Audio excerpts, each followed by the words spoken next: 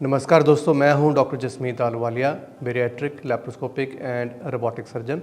और इस वीडियो में हम बात करेंगे एक नई टेक्नोलॉजी जिसे हम रोबोटिक सर्जरी के नाम से जानते हैं।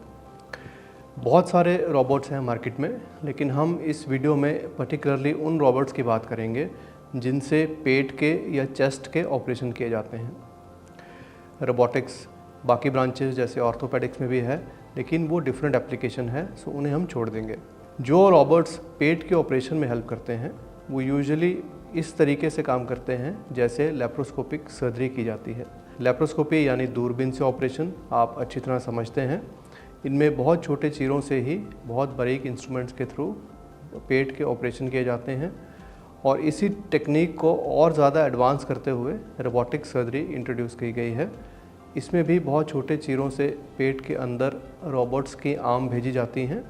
जैसे लैप्रोस्कोपिक सर्जरी में सर्जन अपने हाथ से इंस्ट्रूमेंट्स कंट्रोल करते हैं, इस केस में वो इंस्ट्रूमेंट्स रोबोट्स की आर्म्स के साथ अटैच्ड होते हैं। ये रोबोट्स अपने आप काम नहीं करते। बहुत सारे लोग सोचते हैं कि रोबोट में प्रोग्रामिंग कर दी जाएगी और वो सारा ऑपरेशन अपने आप ही कर लेंगे, तो उस आर्टिफिशियल इंटेलिजेंस तक अभी हम नहीं पहुँचे हैं। ये सभी स्लेव रोबोट्स हैं, यानी कि रोबोट्स वही काम करेंगे जो ह्यूमंस उन्हें करने के लिए इंस्ट्रक्ट करेंगे।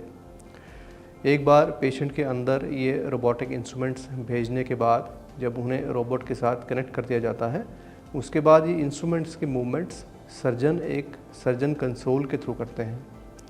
ये कंसोल काफ़ी एडवांस होते हैं और इनके थ्रू हम बहुत सारी ऐसे मूवमेंट्स कर सकते हैं जो लैप्रोस्कोपी के थ्रू पॉसिबल नहीं थे। लैप्रोस्कोपी इंस्ट्रूमेंट्स में बहुत रिस्ट्रिक्टेड मूवमेंट होती है, जैसे कि इंस्ट्रूमेंट का खोलना और बंद करना और उसे रोटेट करना। इसके ऊपर हम मूवमेंट्स नहीं कर पाते। जैसे ह्यूमंस की रिस्ट है, जिसमें हम 360 डिग्री कहीं को भी घुमा सकते हैं, किसी भी एंगल में ले जा सकते हैं। इसके रोबोट के इंस्ट्रूमेंट्स को भी हम इसी तरीके से खोल बंद कर सकते हैं, उसे घुमा सकते हैं, उसे बेंड कर सकते हैं किसी भी डायरेक्शन में। तो ऐसा करने से हमें बहुत सारी फ्रीडम ऑफ मूवमेंट मिलती है, सर्जरी और प्रिसाइज हो जाती है, और ऐसे स्टेप्स जो हम लैप्रोस्कोपिकली या तो नहीं कर पाते थे या बहुत मुश्किल से कर पाते थे, वो आसानी से किए जा सकते हैं। इसके अलावा रोबोटिक्स में जो विज़न है वो 3D रहती है।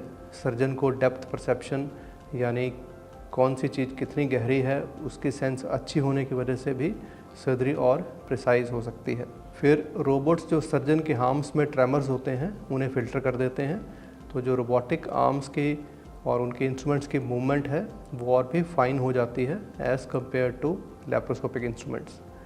जो लैप्रोस्कोपिक इंस्ट्रूमेंट्स हैं वो काफ़ी लंबे होने की वजह से अगर जो नॉर्मल ट्रेमर हैं, जो किसी भी इंसान के हाथ में हल्के से झटके होते हैं, वो लैप्रोस्कोपिक सर्जरी में कुछ बढ़ जाते हैं क्योंकि इंस्ट्रूमेंट्स लंबे होते हैं। लेकिन रोबोटिक सर्जरी में ये सारे ट्रेमर्स फ़िल्टर कर दिए जाते हैं रोबोट के थ्रू, और इसीलिए डिसेक्शन काफ़ी स्मूथ हो जाती है।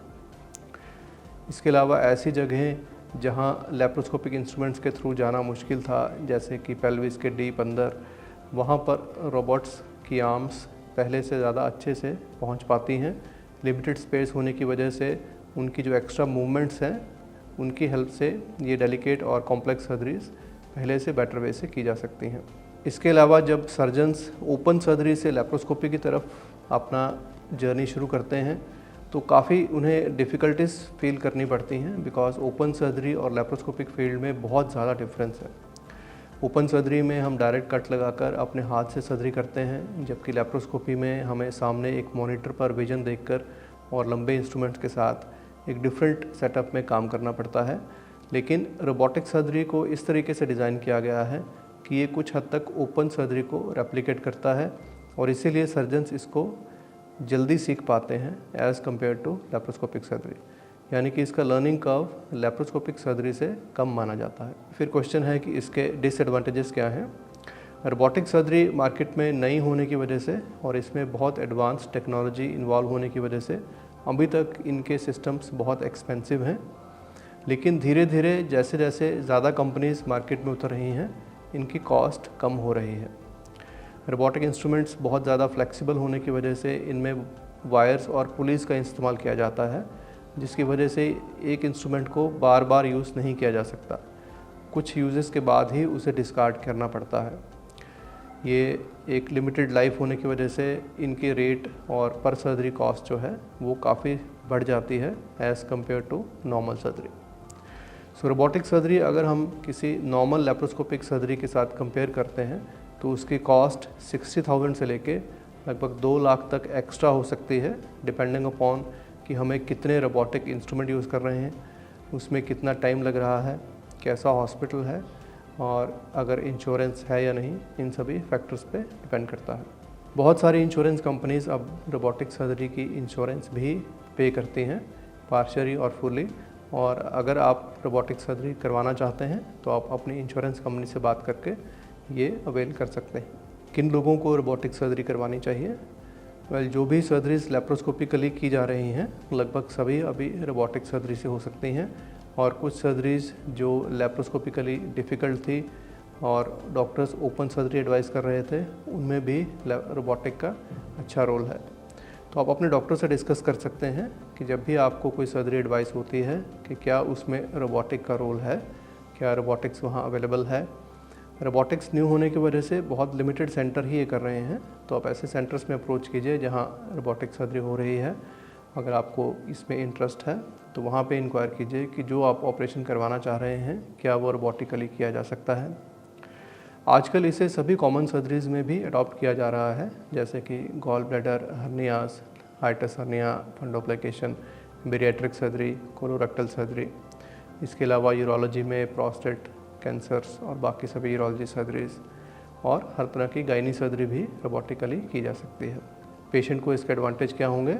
सर्जरी ज़्यादा प्रिसाइज होगी, हो सकता है कि इसमें पेन भी कम रहे, ब्लड लॉस भी कम हो और आपकी रिकवरी फास्ट हो। जो सबसे पहला रोबोटिक इंट्रोड्यूस किया गया था वर्ल्ड मार्केट में, that was by the company intuitive, जो डाविंची नाम के रोबोट को इंट्रोड्यूस किया गया था और इसकी काफ़ी सारी इंस्टॉलेशंस हैं हमारे इंडिया में भी।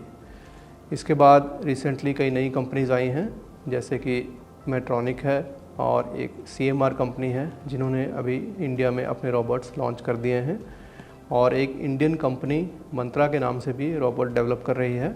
और हमें ये उम्मीद है कि जैसे जैसे कंपटीशन बढ़ेगा रोबोट्स की कॉस्ट और नीचे आएगी, ये ज़्यादा से ज़्यादा सिटीज़ में अवेलेबल होंगे और कॉस्ट कम होने की वजह से ज़्यादा से पेशेंट्स इन्हें अडॉप्ट कर पाएंगे। अगर आपकी इंश्योरेंस कंपनी रोबोटिक सर्जरी के लिए पे करती है या आप खुद अफोर्ड कर सकते हैं कुछ एक्स्ट्रा स्पेंड करना रोबोटिक सर्जरी के लिए, तो मैं सजेस्ट करूंगा कि आप एक रोबोटिक सर्जन से ज़रूर मिलिए और अपने ऑप्शंस एक्सप्लोर कीजिए before you get into open surgery और लेप्रोस्कोपिक सर्जरी। हो सकता है ये आपकी लाइफ का सबसे अच्छा डिसीजन प्रूव हो। इस समय ये सिस्टम्स इतने महंगे हैं कि बहुत सारे हॉस्पिटल्स इन्हें बाय करना अफोर्ड नहीं करते। रोबोट्स की एक लिमिटेड लाइफ होती है, उसके बाद इन्हें डिस्कार्ड करके नया वर्जन बाय करना पड़ता है। इसीलिए डॉक्टर्स या हॉस्पिटल्स अभी इस पर इतना हैवी इन्वेस्ट नहीं करना चाह रहे हैं, क्योंकि इसके रिटर्न्स डाउटफुल हैं। और जैसे जैसे पेशेंट्स में इसकी अवेयरनेस बढ़ रही है, पेशेंट्स को इसके बेनिफिट्स के बारे में पता लग रहा है और रोबोटिक्स की कॉस्ट डाउन आ रही है, वैसे वैसे ये धीरे धीरे इंडिया में और पॉपुलर हो रहे हैं। हमें उम्मीद है कि आने वाले 5 से 10 साल में रोबोटिक्स बहुत ही कॉमन हो जाएंगे और ज़्यादातर ऑपरेशन रोबोट्स के थ्रू ही किए जाएंगे। एक बार मैं फिर बता दूं कि ऑपरेशन सर्जन ही करते हैं, ये सभी स्लेव रोबोट्स हैं। इसमें जितनी भी सर्जरी है A to Z हर एक स्टेप एक सर्जन के कंट्रोल के अंडर ही होता है। सभी स्टेप्स भी और सभी इंस्ट्रूमेंट्स की मूवमेंट भी सर्जन ही सर्जन्स कंसोल पे करते हैं। रोबोट अपने आप से कुछ नहीं करते, लेकिन सर्जन की मूवमेंट्स को वो पहले से बहुत फाइन कर देते हैं और उनकी कैपेबिलिटी को एनहांस कर देते हैं, ताकि सर्जरी और भी ज़्यादा प्रिसाइजली और डेलिकेटली की जा सके। इन दी एंड में बोलना चाहूँगा कि अगर आप कोई भी सर्जरी प्लान कर रहे हैं, तो अगर आपको रोबोटिक सर्जरी में इंटरेस्ट है तो किसी ऐसे सेंटर में कॉल कीजिए जहाँ ये सर्जरीज अवेलेबल हैं और इंक्वायर कीजिए कि जो आप प्रोसीजर करवा रहे हैं क्या वो रोबोटिकली पॉसिबल है, और अगर है तो डॉक्टर से मिलिए और इसके फ़ायदे जानिए। आई होप इस वीडियो से आपको रोबोटिक्स के बारे में कुछ ज़्यादा इन्फॉर्मेशन मिली होगी और आप अपना डिसीजन बेटर वे से ले पाएंगे। Thank you.